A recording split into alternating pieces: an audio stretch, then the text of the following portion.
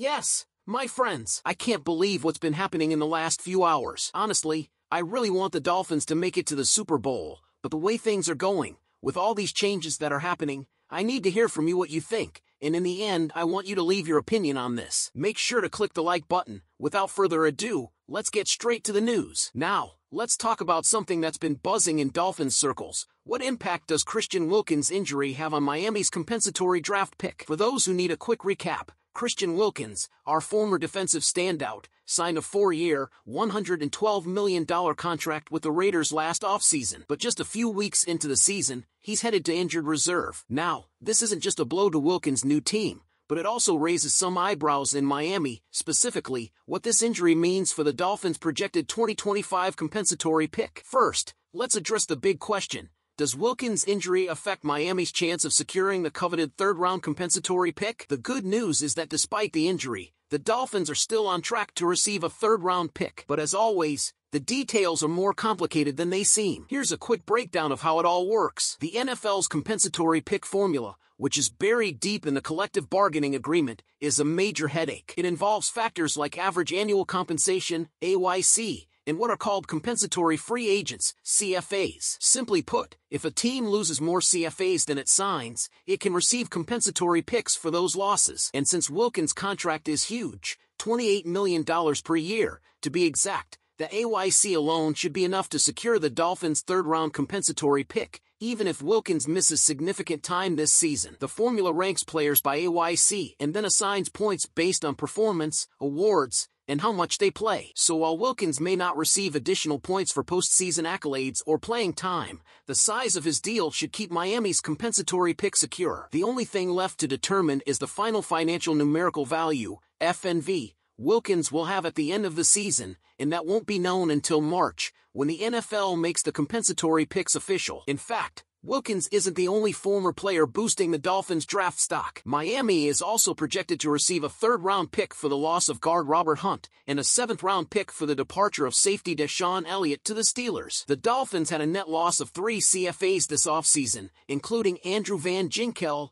Brandon Jones, and Raekwon Davis. But that was offset by the additions of CFAs like Jordan Brooks, Aaron Brewer, and Kendall Fuller. So what's the deal? The Dolphins can only receive a maximum of 4 compensatory picks in a single season, with the highest pick coming in the late third round. But looking at the numbers, it's safe to say that Miami's front office managed the offseason well enough to keep the extra draft capital flowing, which could pay dividends as they continue to build around key players. Now, let's not forget that Miami's history with compensatory picks has been a bit of a mixed bag. The last time the Dolphins received a third-round compensatory pick was in 2017 for the loss of defensive end Olivier Vernon, who signed a big deal with the New York Giants after Miami rescinded his franchise tag. That pick was a valuable asset back then, and the Dolphins are hoping to capitalize on a similar situation with Wilkins. As for Wilkins' departure and the aftermath, his departure wasn't easy for the Dolphins to digest. Drafted 13th overall in 2019, Wilkins quickly became a cornerstone of Miami's defense. His energy, leadership, and on-field production have been a big part of the Dolphins' resurgence in recent years. When he left for Las Vegas, it sparked much debate among fans and analysts. Was it the right decision to let him go? Some argued that the contract was too big for a defensive tackle, while others felt the Dolphins should have done whatever it took to keep a homegrown talent like Wilkins in Miami. But the silver lining here,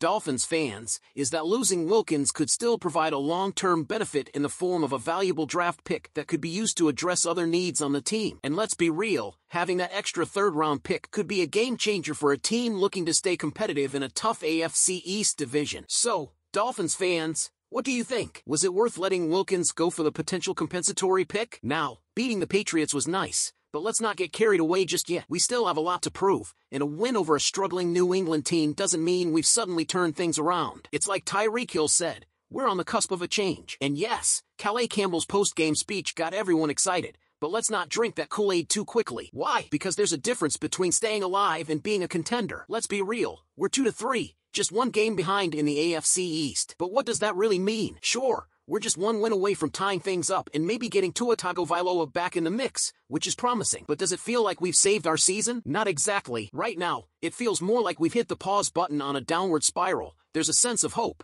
but nothing has definitively reversed yet. Sunday's win didn't come against a juggernaut like the Bills, Chiefs, or 49ers. No, it came against the Patriots, a team that has struggled to find the end zone all season. Let's not sugarcoat it. Miami barely recovered from a 7-point deficit to win 15-10. This wasn't a team that's been lighting up the scoreboard. They're right up there with us in terms of offensive issues. This wasn't a heroic comeback from a massive 14-point hole. This was a struggle to overcome a paltry 7 points. And it's not like we suddenly found a rhythm offensively. We scored just 15 points, 9 of which came on field goals. We didn't surprise anyone or establish our dominance. We managed to beat a Patriots team with a win, and it took us 60 minutes to do it. Honestly, this Dolphins team has been struggling since week 1, and Sunday didn't suddenly fix everything. We looked shaky in every phase, even against a lower-tier opponent. Look, I'm all for being optimistic, but we have to stay strong here. Mike McDaniel may call this a team win and praise our resilience, but if we're being honest, we didn't win because we were exceptional. We won because we avoided losing. The Patriots are in a rebuilding mode, and let's be honest, they're not exactly measuring up to the standards for success this season. So is it time to celebrate? Not yet.